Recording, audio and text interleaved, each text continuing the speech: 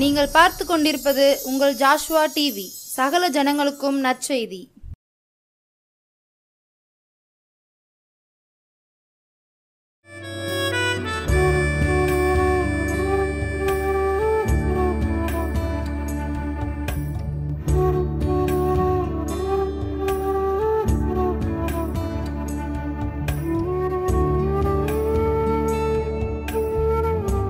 Praise the Lord. இயேசு கிறிஸ்துவின் நாமத்தினாலே ஜாஷ்வா டிவி நேயர் அனைவருக்கும் அன்பின் வணக்கத்தையும் வாழ்த்துதலையும் நான் தெரிவித்துக் கொள்கிறேன். இந்த நாளில் கூட நம்ம கதை கேட்பதற்கு முன்பாக நம்ம தலைகளை தாழ்த்தி ஆண்டு சமத்தில் இயேசப்பா எங்களோடு பேசுங்கன்னு சொல்லி நம்ம கேட்போம். அன்பின் பரலோக பிதாவே, இந்த அருமையான நேரத்துக்காக நன்றி செலுத்துகிறோம் ஆண்டவரே. இயேசப்பா இந்த நாளில் கூட கதை கேட்பதற்கு முன்பாக எங்களை அப்படியே தாழ்த்தி சமத்தில் ஒப்பு கொடுக்கிற தாப்புனே, கதையின் மூலமாக வசனத்தின் மூலமாக ஆண்டவரே நாங்கள் கற்றுக்கொள்ள வேண்டிய காரியங்கள் கற்றுக்கொள்ளவும், அறிந்து கொள்ள வேண்டிய காரியங்கள் அநேக காரியங்களை அறிந்து கொள்ளவும் ஆண்டவரே நீர் கிருபை கொடுத்து வருகிறீரப்போ அந்த அன்புக்காக நன்றி செலுத்துகிறோம் ஆண்டவரே. அதே போல் இந்த நாளில் நாங்கள் கற்றுக்கொள்ள வேண்டிய காரியத்தை கற்றுக்கொண்டு அது நிலைத்திருப்பதற்கு ஆண்டவரே உதவி செய்ய முடியாக ஜெபிக்கிறோம் தாப்பனே. பரிசுத்த ஆவியானவரை அடையாள ஆட்கொண்டு நடத்த முடியாக ஜெபிக்கிறோம் ஆண்டவரே. அப்பா அடையாளோடு பேசுங்கப்பா, இடைபெட முடியாக ஜெபிக்கிறோம் ஆண்டவரே. அப்படி தாழ்த்தி உடைய சமுத்திரம் ஒப்பு கொடுக்குற ராஜா ஆசீர்வதியும் நடத்தி இயேசு மூலம் ஜெபிக்கிறோம் நல்ல பிதாவே, ஆமென். குருவி வாங்கலியோ குருவி, குருவி வாங்கலியோ குருவி அப்படின்னு சொல்லிட்டு ஒரு மனிதன் வந்து தெருவா குருவி எணிச்சிட்டு விற்று கொண்டே இருக்கிறாரு. அந்த குருவி வந்து நல்ல கலரான குருவிகளாக இருக்குது. அதெல்லாம் ஒரு பெரிய கூண்டில் வச்சுக்கிட்டு குருவி வாங்கலியோ குருவி, ஐயா குருவி வாங்குங்க ஐயா, ஐயா குருவி வாங்குங்க ஐயா, யாராவது ஒருத்தர் ஒருதாவது வாங்குங்களே, ஒரு குருவியாதே வாங்குங்களே, எனக்கு போனியே போகலை அப்படின்னு சொல்லிட்டு தெருவாக ஒரு குருவியை விற்று கொண்டே ஒரு மனிதன் போகிறாரு. அந்த மனிதரை பார்த்து அந்த மனிதர் விற்று கொண்டே போகும்போது அதில் ஒரு மனிதர் வந்து அவரோடு பேசி கொண்டிருக்கிறாரு. இது எங்கே நடந்ததுன்னா நம்ம தமிழ்நாட்டில் நடந்த நம்ம இந்தியாவில் நடந்த ஒரு சம்பவம் தான். இது வந்து அருமையான ஒரு சகோதரர் என்ன பண்ணியிருக்கிறார், ஒரு குருவி வியாபாரி. அதிகமாக குருவிகளை வைத்து கொண்டு கூட்டுக்களை வச்சு அந்த குருவிகளை வைத்து வியாபாரம் செய்து கொண்டிருந்தார். அப்படி ஒரு நாள் இப்படியாக அவர் என்ன பண்ணார், தெரு வழியாக கடந்து சென்று குருவி வாங்கலையான்னு சொல்லி அப்படி கத்தி கொண்டு போகிறாரு. அவருக்கு எந்த சேல்ஸுமே ஆகலை. ரொம்ப வேதனையோடு, யாருமே எனக்கு ஒரு குருவி கூட வாங்கலையே, இதுவரையும் ஒரு குருவி கூட எனக்கு விற்கலையே அப்படின்னு சொல்லிட்டு அவர் வேதனையோடு என்ன பண்ணுறாருன்னா ஒரு பக்கமாக அப்படி போயிட்டே இருக்கிறாரு. அப்போது அந்த நேரத்தில் வந்து ஒரு அருமையான மனிதர் வந்து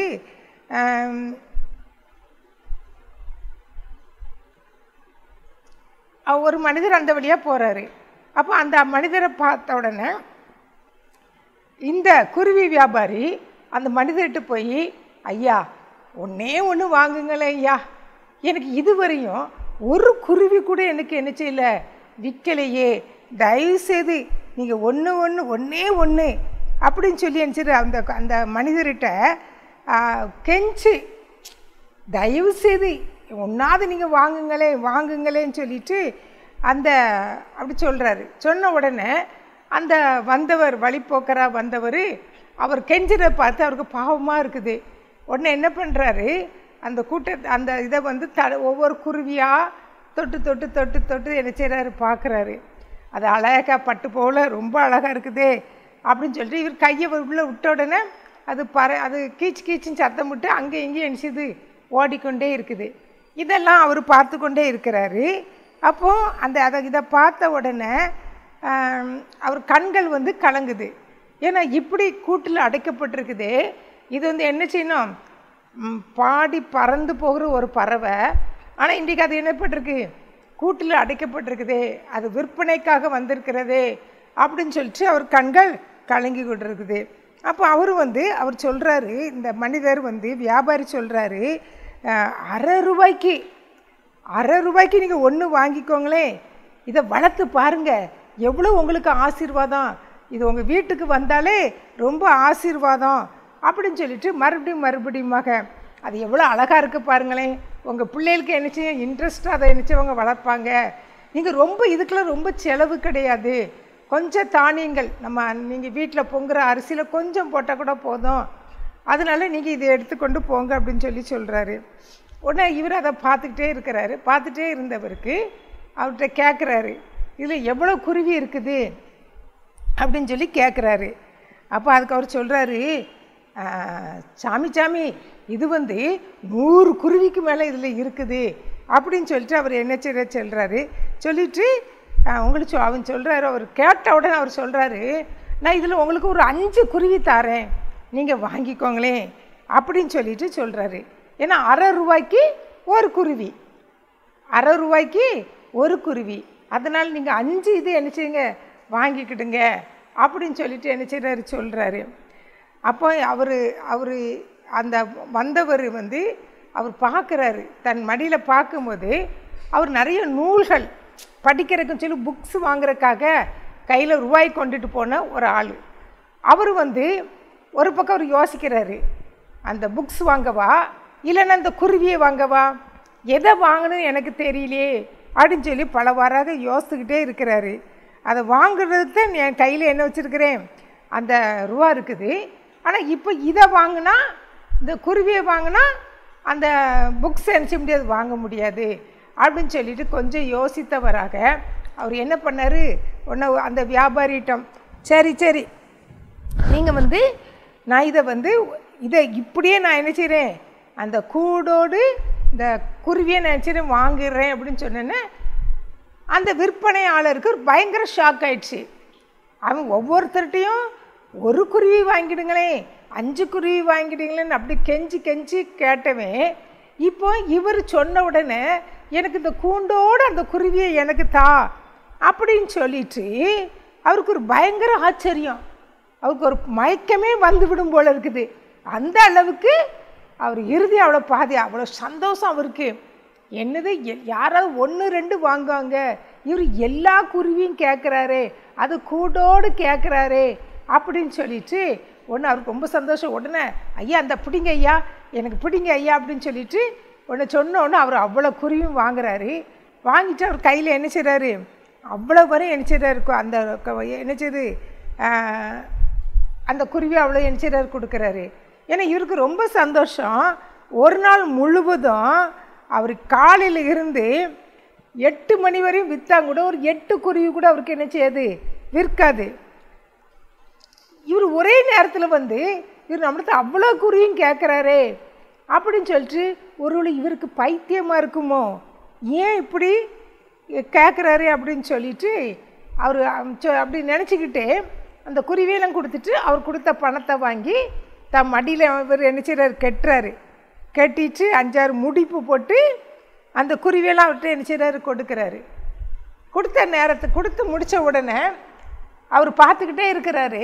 பார்த்துக்கொண்டே இருக்கும்போது இந்த வியாபாரி பார்த்து கொண்டே இருக்கும்போது அந்த வந்தவர் என்ன பண்ணார் தெரியுமா, அந்த குருவியை கூண்டுகளை அப்படியே திறந்து நினச்சிட்டாரு, வெளியில் விட்டுட்டாரு. திறந்த உடனே இவர் கத்துறாரு, ஐயோ திறக்காதீங்க, குருவி என்ன செய்யும் பறந்தே போயிடும், அப்புறம் உங்களுக்கு ஒரு குருவி கூட கிடைக்காது, நீங்கள் அப்படியே வீட்டுக்கு கொண்டுட்டு போங்க அப்படின்னு சொல்லி கத்துறாரு. அவர் என்னதான் சொன்னாலும் அவர் கேட்காதபடி வாங்கினவர் அவ்வளோ குருவி என்ன செய்கிறாரு அப்படியே திறந்து விட்டுட்டார். திறந்த உடனே எல்லா குருவிகளும் அப்படியே பறந்து எணிச்சிச்சு உழந்து பறந்து எணிச்சிச்சு போயிடுச்சு. போன பிறகு தான் அவருக்கு அவருக்குள்ள அவர் சொல்கிறாரு, ஏன் இந்த குருவியை சந்தோஷப்படுத்தாதபடி, அதை நீ பறக்க விட்டேன்னு எவ்வளோ சந்தோஷமாக போகுது பாருங்கள், எவ்வளோ அழகாக சத்தம் மட்டும் பறந்து போகுது, நீங்கள் இவ்வளோ நாள் இந்த கூட்டுக்குள்ளே அடைச்சி வச்சுருந்தீங்களே, அப்போ எவ்வளவு கஷ்டமான காரியம், இந்த குருவியை இவ்வளோ தூரம் அது சுதந்திரமாக பறக்க விடாதபடி அதை அடைச்சி வச்சதுனால எவ்வளவு பெரிய கஷ்டம். இந்த பாருங்கள், அது எவ்வளோ தூரம் அந்த பறந்து கத்தி பாடிக்கிட்டே போகுது, இது கடவுளுக்கு எவ்வளவு மகிமையான காரியம், அதுக்கும் கடவுளுக்கு மகிமையான காரியம், அதுக்கும் பயங்கர சந்தோஷம் அப்படின்னு சொல்லிட்டு அந்த சாஸ்திரியிட்ட சொல்லிட்டு அவர் என்ன செய்கிறாரு, அப்போ தான் அவருக்குள்ள ஒரு பாட்டு ஞாபகத்துக்கு வரும். இந்த வியாபாரி வேறு யார், இந்த வியாபாரிகிட்ட வாங்கினவர், இந்த குருவியை வாங்கினவர் யார் தெரியுமா, சாஸ்திரியார் தான். அந்த சாஸ்திரியார் அவர் என்ன பண்ணார்னா நமக்கு எல்லாருக்கும் தெரிஞ்ச பாட்டு, கிறிஸ்மஸோடு நம்ம பாடுவோம். ஆதி திருவார்த்தை திவ்ய அற்புத பாலனாக பிறந்தார்.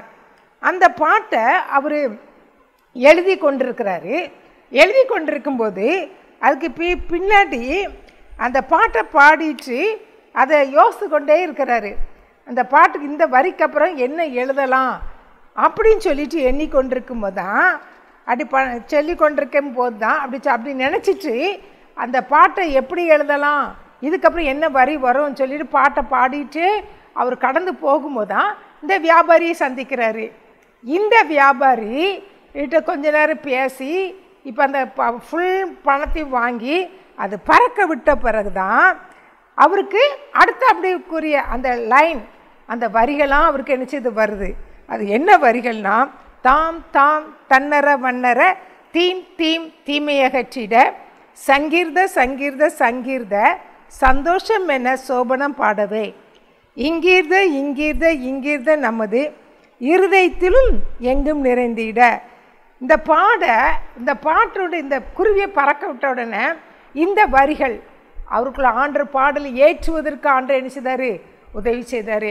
அந்த பாடலை பாடிக்கொண்டே அவர் என்ன செய்தார், அப்படியே நடந்துக்கிட்டே என்ன செய்தாராம் போனார்.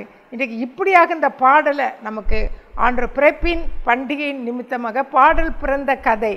இந்த கதை இந்த குருவியின் மூலமாக, அந்த வியாபாரி கொடுத்த இந்த குருவியின் மூலமாக அவரால் ஏற்றப்பட்ட தாம் தாம் தன்னர மன்னர தீம் தீம் தீமையகற்றிட அந்த லைன்ஸு அவ்வளவும், அந்த 5 லைனும் இந்த வரி இதனால் இந்த குருவியை விற்றதுனால அந்த இதுகள் சந்தோஷமாக அது பறந்து போகிறத வச்சு அவருக்கு இந்த பாடல் இந்த ஆண்டர் கொடுத்த அந்த பாடல் அதை அவர் நினச்சதை பாடிக்கொட்டே நினச்சதை கடந்து போனாராம்.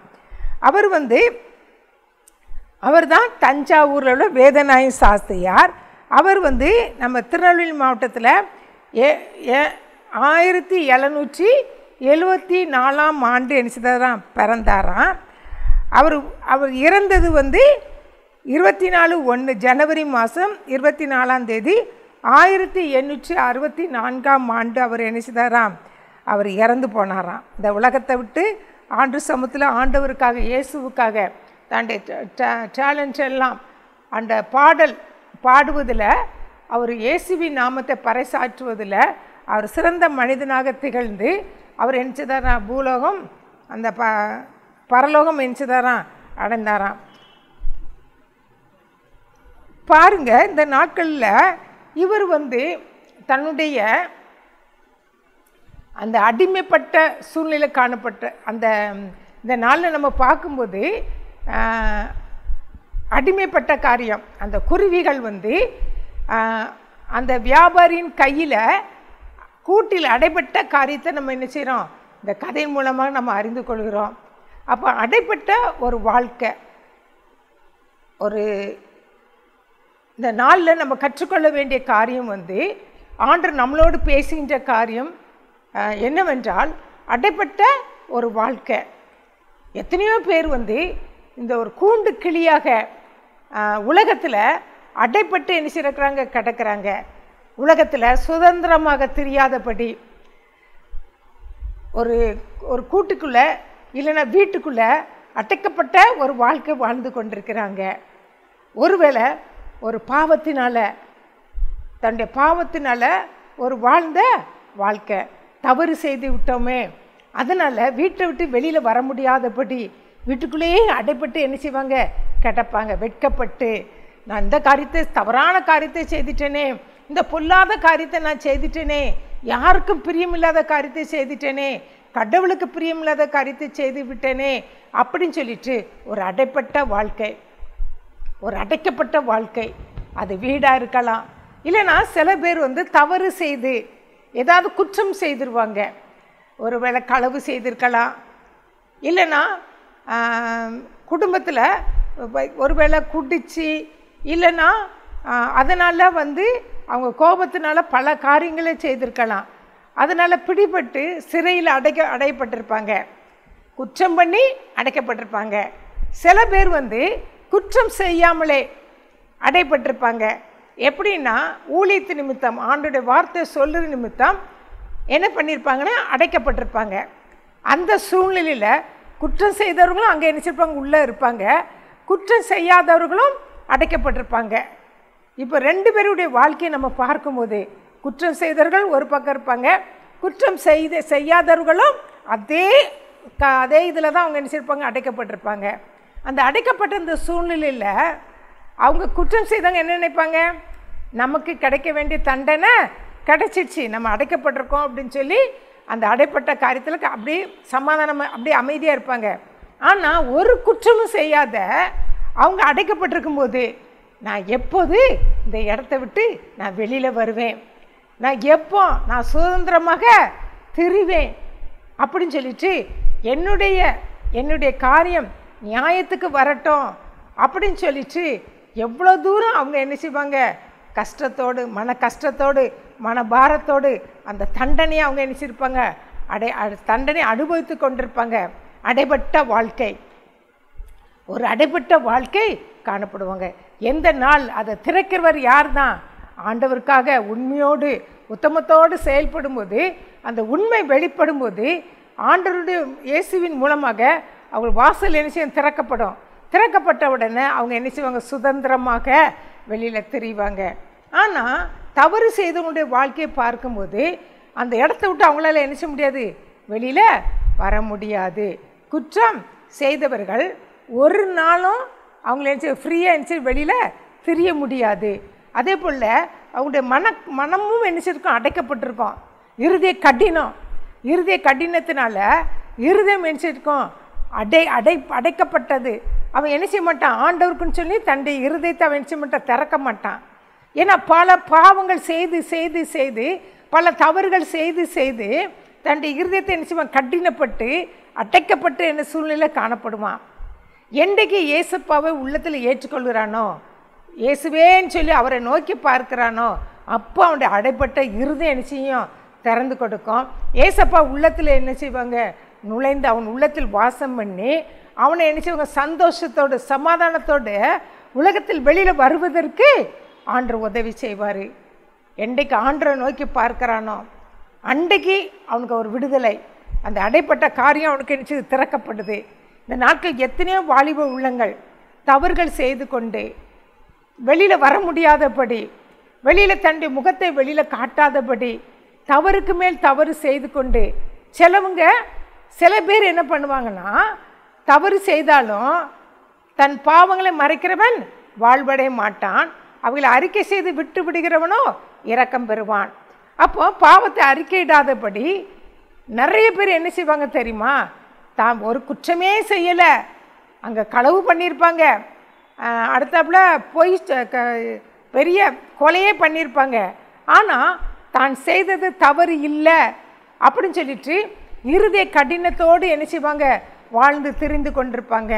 அப்படி பாவம் சாத்தானுக்கு அடிமைப்பட்டு சாத்தானுடைய காரியத்துக்கு செவி கொடுத்து தன்னுடைய இருதயத்தை அடைச்சி வச்சிருப்பாங்க. ஆனால் அப்படிப்பட்ட காரியத்தில் இருக்கும்போது கூட அவங்க என்ன செய்வாங்க, தான் பாவத்தை உணராதபடி இஷ்டத்துக்கு என்ன செய்வாங்க, வாழ்ந்து கொண்டிருப்பாங்க. ஆனால் சில பேர் என்ன செய்வாங்க, ஐயோ நம்ம இந்த தப்பு செய்துட்டோமேன்னு சொல்லிட்டு வெளியில் வராதபடி, வெளி உலகத்துக்கு நான் எப்படி வருவேன், என் உற்றார உறவினரை நான் எப்படி பார்ப்பேன் அப்படின்னு சொல்லிட்டு அவங்க என்ன செய்வாங்க, அடைப்பட்டவர்களாக என்ன செய்வாங்க, காணப்படுவாங்க.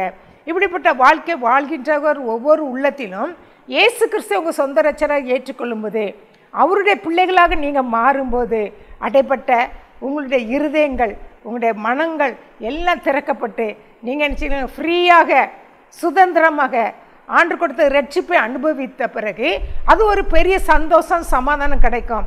அந்த சந்தோஷத்தை பெற்றவர்களாக அந்த சுவிசேஷத்தை நீங்கள் மற்றவர்களுக்கு சொல்லுறவர்களாக சுதந்திரமாக என்ன செய்வீங்க, பாடி திரிவீங்க. அது எத்தனையோ நம்ம சாட்சிகள் நம்ம கேட்குறோம். ஏதோ பாவத்துக்கு அடிமைத்தனத்தில் இருந்தவங்க, அடைக்கப்பட்டு அப்படி இருந்தவங்க என்றைக்கு இயேசு கிறிஸ்து ஏற்றுக்கொள்கிறார்களோ அவர்கள் நினச்சிங்க, அதுலேருந்து விடுதலை பெற்ற பிறகு ஆண்டவருக்காக சுதந்திரமாக சந்தோஷமாக தான் பெற்ற ரட்சிப்பை மற்றவர்கள் நினச்சிருங்க அறிவிக்கிறவர்களாக நினச்சிறாங்க மாறுறாங்க. அதே போல் இன்றைக்கு நம்ம எப்படிப்பட்ட வாழ்க்கை நம்ம வாழ்ந்து கொண்டிருக்கின்றோம். அடைக்கப்பட்ட காரியங்கள், பாவத்தினால் அடைப்பட்ட வாசல்கள், அந்த குருவிகளை போல அந்த ஒரு கூட்டுக்குள்ளே அடைப்பட்ட காரியங்கள், அது எப்போ நம்ம வெளியில் வருவோம் அப்படின்னு சொல்லிட்டு எப்படி தூரம் அடைபட்டிருக்குது. அதே போல் நம்முடைய வாழ்க்கை கூட நம்ம எப்போ வெளியில் வருவோம்னு சொல்லிட்டு சிலவங்க எதிர்பார்த்து கொண்டிருப்பாங்க. சில பேர் அதை எதிர்பார்க்கதே இல்லாமல் அடப்பட்டதுன்னு அடப்பட்டே கிடப்பேன், நான் உள்ளே கிடக்கிறேன், இந்த கூண்டு வாழ்க்கை, இந்த கூட்டுக்குள் வாழ்க்கையே எனக்கு போதும்னு சொல்லி இருப்பாங்க. அப்படி இல்லாதபடி அந்த கூட்டுக்குள்ள வாழ்க்கை நமக்கு என்ன இல்லை, தேவையே இல்லை. ஆண்டவர் உள்ளத்தில் ஏற்றுக்கொண்டு ஆண்டவருடைய பிள்ளைகளை மாறும்போது அந்த குருவிகளைப் போல நம்ம சுதந்திரமாக என்ன செய்வோம், பறந்து திரிந்து ஆண்டவர் நாமத்தை என்ன செய்வோம், பறைசாற்றுவோம். இந்த மாதம் நமக்கு சுவிசேஷம் அறிவிக்கின்ற மாதம். அதை உணர்ந்தவர்களாக மற்றவர்களுக்கு நம்ம என்ன செய்யணும், சுவிசேஷம் அறிவிக்கணும். நம்ம இவ்வளோ நாள் நான் அடைபட்டு கிடந்தேன், பாவத்தில் நான் அடைபட்டு வாழ்ந்து கொண்டிருந்தேன், இப்பொழுது ஆண்டவர் என்ன செய்தார், ரட்சித்துட்டாரு. அந்த அன்பை அந்த ரட்சிப்பை நான் மற்றவங்களுக்கு அறிவிப்பேன்னு சொல்லி சுதந்திரமாக நம்முடைய இயேசுவின் அன்பை மற்றவர்களுக்கு நம்ம என்ன செய்வோம், அறிவிக்க விரைந்து ஓடுவோம். ஆண்டவருடைய நாம என்ன செய்யணும், மகிமைப்படணும்.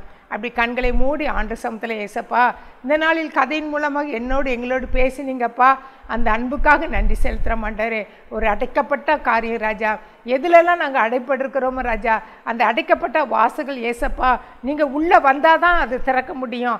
ஏசப்பா நீங்கள் உதவி செய்யுங்கப்பா அப்படின்னு சொல்லி ஆண்டவரை நோக்கி நம்ம பார்ப்போமா.